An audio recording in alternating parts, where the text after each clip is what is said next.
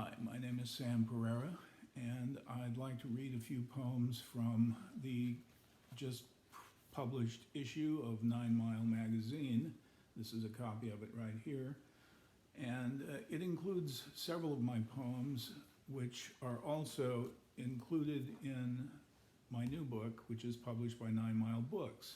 And this is a copy, an advanced copy of that, which should be out in just a matter of a few weeks.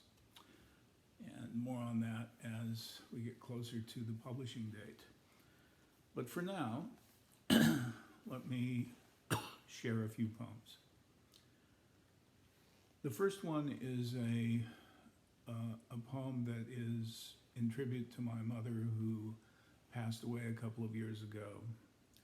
I'm not going to say much more about it than that. It's called The Devastation of Peonies in Any Language, for Alma Pereira.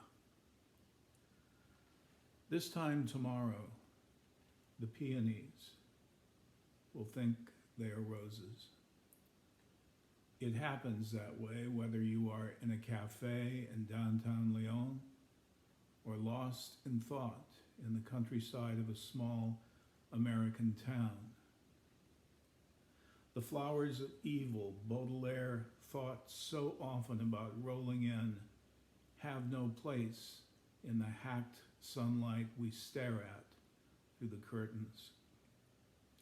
I resign myself, as old as this might sound, in a room full of rosaries and old whims, dresses that still carry the balance of 1948 in their hymns, and quiet rebellions.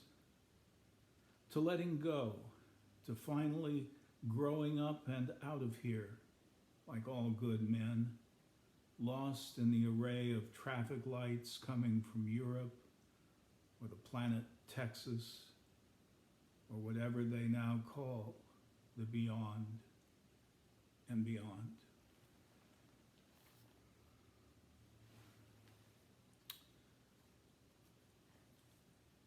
And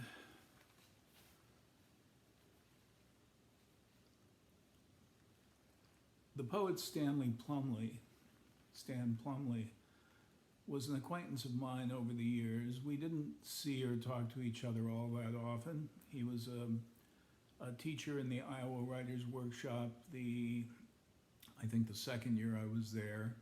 So I got to share some pretty interesting times in the River Room in Iowa City, and Stan and many of us would sit around and discuss poetry and things non-poetry.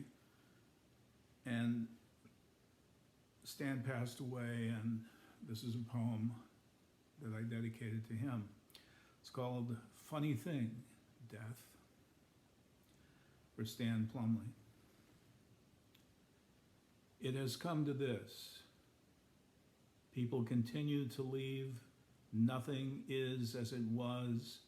Every few months, a new plate from the collection of dinnerware is lost in a loud crash while someone is talking on the phone. Mirrors are suspect, incorporating as they do old words, looking for chalices to reside in. Notice the deterioration of thought here, the blind elocution involved in saying goodbye. Line up, everyone. The president is about to speak, and all of us have decided to turn our heads in the direction of our bad ear. We continue to drop like flies bloated with barbecue. It is almost funny, the way the clouds shroud us, entering the club car and looking for trouble over there by the muted raven who'd once performed greatness for Poe.